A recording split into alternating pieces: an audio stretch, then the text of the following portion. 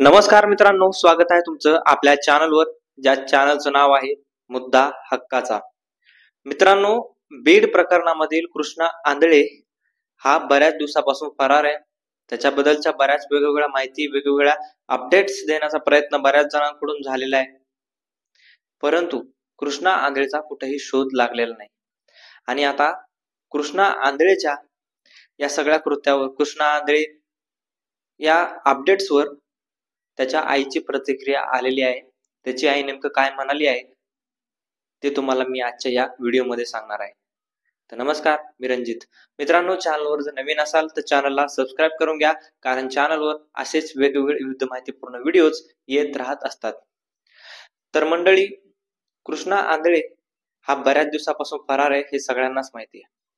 आणि कृष्णा आंधळेचे किंवा सगळ्यांच आरोपीचे गावकरी प्रचंड चिडलेले आहेत आरोपींवर एवढे चिडलेले, त्यांना गावात सध्या आणू नका, अशा प्रकारचे सुद्धा काही लोकांनी आपली भावना व्यक्त केलेली आहे. परंतु त्याच्या घरचेची म्हणजे आरोपीचे जे घरचे आहेत त्यांची प्रतिक्रिया अजून आपण कुठेही पाहिलेली नाही आहे. कारण कृष्णा आंधळे जो संतोष देशमुख हत्या प्रकरणातील मुख्य आरोपी आहे, त्यानं हे सगळं कृत्य करताना तिथं होता, तो व्हिडिओ शूट करत होता आणि संतोष देशमुखांना एक मारणाऱ्यामध्ये तो सामील होता. आणि या सगळ्या गोष्टीवर ज्यावेळेस त्यांच्या घरच्याला कळालेलं असतं त्यावेळेस घरचे तर प्रचंड चिडलेले, किंवा या सगळ्या मानसिकतेबद्दल त्यांनी सुद्धा विचार नक्कीच केलेला असेल. कारण जरी मुलंही त्यांचे तरी तसे असले तरी सुद्धा त्यांचे आई वडील नेमके कसे आहेत, त्यांचे आई वडील तर चांगले सुद्धा असू शकतात. आणि त्याच्या आईची अशीच प्रतिक्रिया आलेली. त्याच्या आईची प्रतिक्रिया आलेली ती म्हणजे दिशाहीन करणारी सुद्धा असू शकते. ती म्हणजे की तो मेला असेल कुठेतरी, त्याला आता हुडकण्यात काहीच अर्थ नाही, त्याला मारून टाकला असेल किंवा मेला असेल, आता त्याला कुठं सापडणार आहे तो, अशा प्रकारची त्याची आईची प्रतिक्रिया आलेली आहे. आणि त्याची आई हे असं बोलते, परंतु याच्यावर बरेचसे प्रश्न निर्माण होत आहेत. बऱ्याच लोकांकडून प्रश्नार्थक चिन्ह याच्यावर बोललं जाते.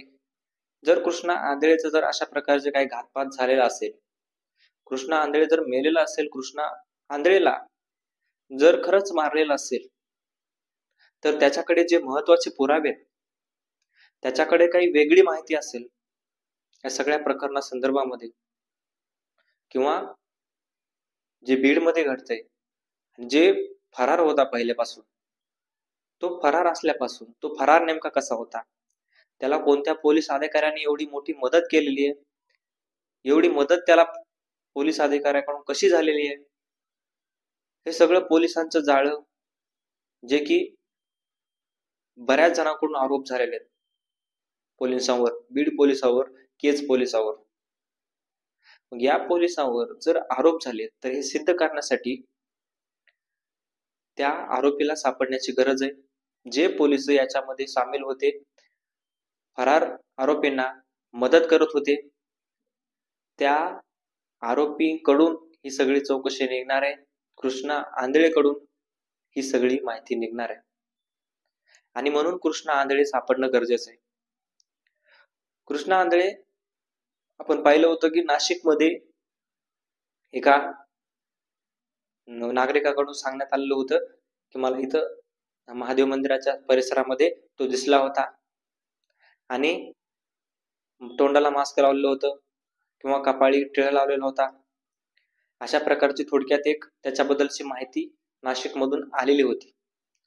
परंतु नाशिकमध्ये ज्यावेळेस पोलिसांनी तिथं जाऊन शोध घेतला, पोलिसांनी शोध घेण्याचा प्रयत्न केला, दिवसभर तिथं सीसीटीव्ही चेक करत होते, 2 दिवस त्यांचं शोध कार्य चाललं.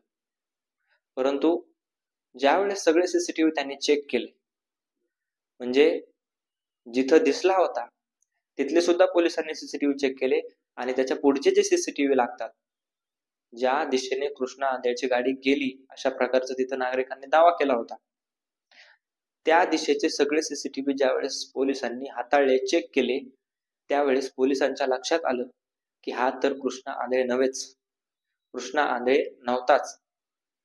मग पोलिसांनी याच्यावर शिक्कामोर्तब केलं की हा कृष्णा आंधळे नाहीये, ही एक फक्त र्युमर्स आहेत, अफवा आहेत.